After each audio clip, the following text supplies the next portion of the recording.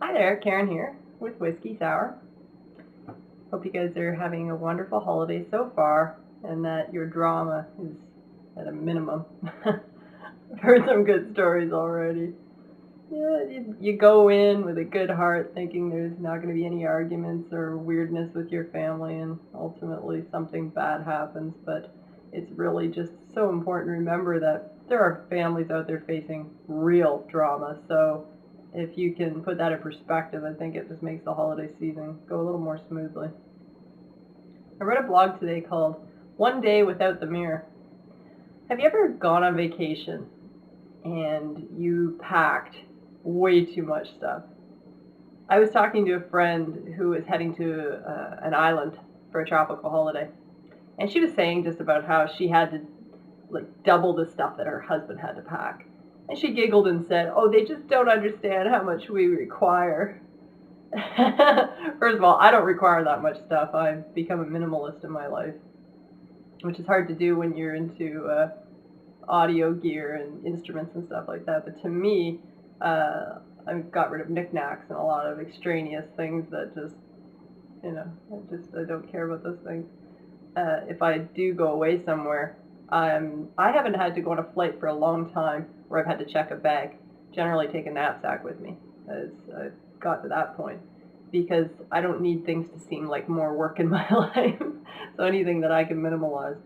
So when she said they don't understand how much we require, I'm like, oh boy, it's the woman thing. We require all this stuff.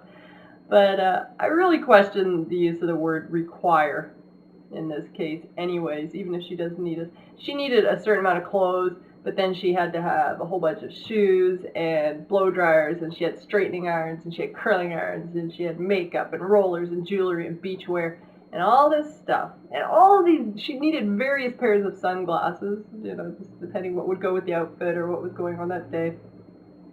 And the list just goes on and on about all the stuff that she required on her vacation. I have gone away and come home to look in my suitcase and see the things in my suitcase packed the exact same way that I originally packed them. And the idea was that I was going to look really magazine cover fantastic, not just every day, but for each meal throughout the day. You got to have an outfit for each meal and each outing. And if you're going to Hawaii, there's a luau, and there's just all these kinds of things that happen.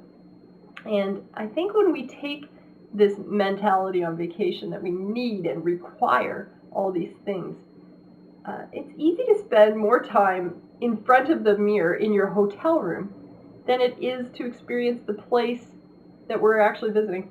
And women especially use all these items every single day for work. So it seems pretty normal to just lug all that stuff along on vacation. But then how can it be even considered a vacation if we're just doing the same thing as we did back at home? So to me, that's actually more work, because then you have to drag all that stuff around at airports and on airplanes. That's why I just now take a knapsack with me whenever I go anywhere, and I don't check a bag. But it's hard to do that and still be mindful of your passport and your travel plans and all that stuff. So it's no wonder that most people need a vacation from their vacation when they come back home. And I've really looked at the word vacation in recent years. I would view a vacation as unplugging completely. Although to me, working on music, which is the majority of my time, that isn't work to me. I don't consider it work. Yeah, there's work I have to do, and there's deadlines I have to meet for clients and things. But to me, it's not really. It's not. I don't consider that work as much. When I see people texting their friends while they're on vacation, it's a lovely thought. But have you ever thought of what it would be like just to get rid of all that stuff, to unplug, to not have the same things as you have back at home? Like, there are other parts of the world than just our urban society of where we have all the subdivision and all the technology we have, and the same people around us, and the same amount of makeup and hair and stuff that we do in a day. So I don't know. I find that really difficult to look at a vacation that way. Personally, I would rather be at home than be on an island. I'm not really big on traveling. If I don't have to travel, I don't. And that might be me just getting older, I don't know. But what I love more than anything in the world is to just put a ponytail in my hair and go hang out with animals. That to me is just, you know, get all this stuff out of the way and go hang out with the animals. To me, I love that. I really like day trips more than I like a week to 10 day kind of trips. Although some people just really require that need to get away from it all. When I went horseback riding in the Hollywood Hills, I went with a couple family members that had come and a friend, and that was a really good getaway. I think anytime that we have to entertain someone else, though, it's really difficult to call it a vacation. And everyone's life and job is different. But what we all have in common is this need to have a breather in our day. And sometimes we need a break from family, and sometimes it's from work. It just depends, you know. Have you ever gone, like this time of year especially, you know, have you ever gone shopping all day and you feel physically ill by the time that you get home? Like from shopping. This is just shopping, wandering around a mall shopping. You actually feel sick. And it could be because, you know, you ate at that food court or something. But have you ever had that where you just come home and just feel really, really awful? Sometimes some of it happens before we reach the mall, which, hey, I'm proud to say I did not frequent a mall this year. And I think if you're going to do it anyway, you should probably try to do it before the Christmas rush.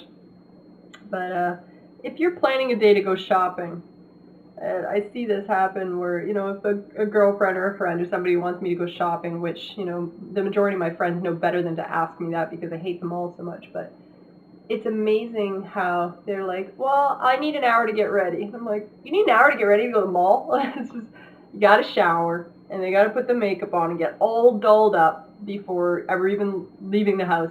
And then you check yourself in the car mirrors throughout the day. And then at the mall, you have to go to the bathroom to freshen up. And then the mirror seems to keep reminding us throughout the day to keep up with it. And then, of course, every store seems to have the full-length mirrors in them, you know, the clothing stores, reminding us that our wardrobe's pretty ugly and pretty tired. I don't even look at them. I'm just like, yeah, I know I look like a boy. Okay, whatever. But I only know a handful of people who have recognized that all those mirror moments add up to devour our very precious moments in our life. And if we actually felt better by checking our arms and checking our stomach and checking our butt and thighs and everything every morning when we're putting some outfit on, and we look at our bed and there's like 6 outfits on the bed because we hated how all those ones made us look, I would say go for it. If you know that actually makes you feel better, go for it. Do it all day long. But unfortunately, the mirror has become an enemy, which we seem to have a codependent relationship. This is something I know a lot about because I manage that women's health facility where weight loss and nutrition and stuff are some of the things that we counseled on. And there was a lot of women who would just keep referencing that mirror, just talking about it, and their scales. But the mirror is just like, oh, I can't find anything in my wardrobe that, it wasn't even about fitting, it was just that they liked on them and they're ugly. And it just, this mirror just dictated every part of their life. Now, I like the mirror in the case of if I want to check to see if I have some food stuck in my teeth or something, a big hunk of broccoli or whatever. But other than that, my hair brushing and makeup and stuff, I keep pretty practical. It's something I have to do in the day or whatever, and I just do it. I don't sit there and have this codependent relationship with my mirror where we fight back and forth or whatever. And as you can see, my bad hair days, I just stick a hat on.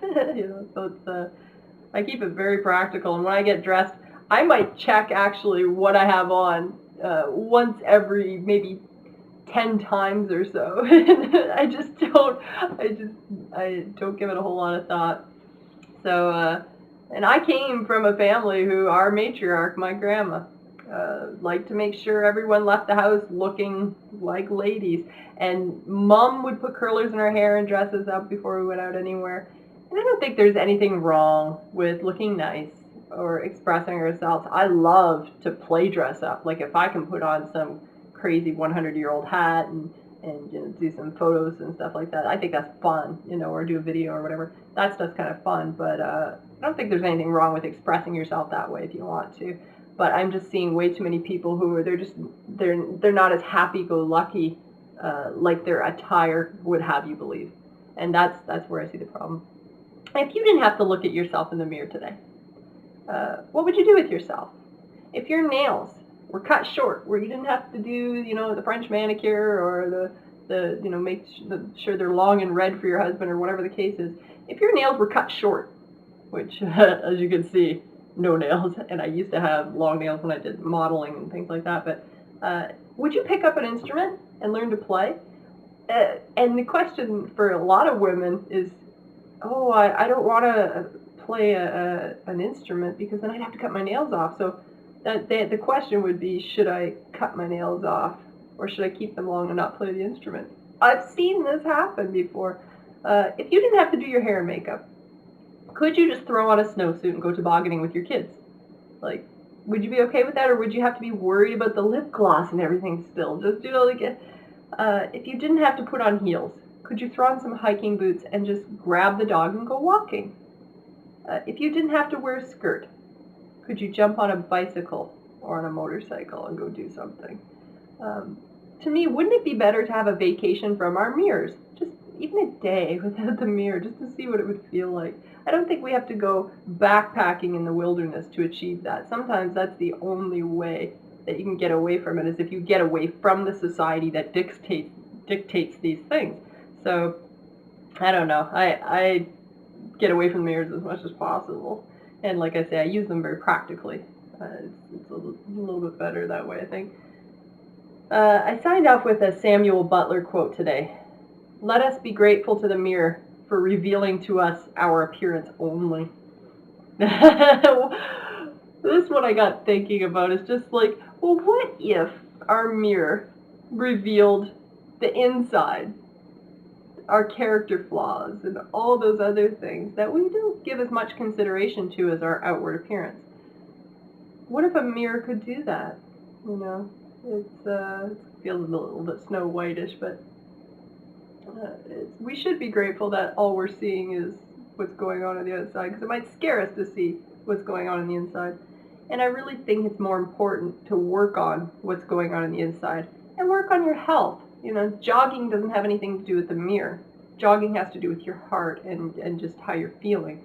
So if we can just, change the perspective a bit and get away from just, the one-dimensional thing and start to look at, well, what kind of hobbies do we like, and what are we doing with our day, and does the mirror have to dictate everything that I'm doing in a day, or can I just get away from it and have a vacation and go do something fun? So I'll leave that with you today, and of course I will check in with you guys tomorrow. Hope everything's going well on your holidays and you're spending some quality time with friends and family, and I will talk to you guys tomorrow, okay? From Whiskey Sour and me, rock on.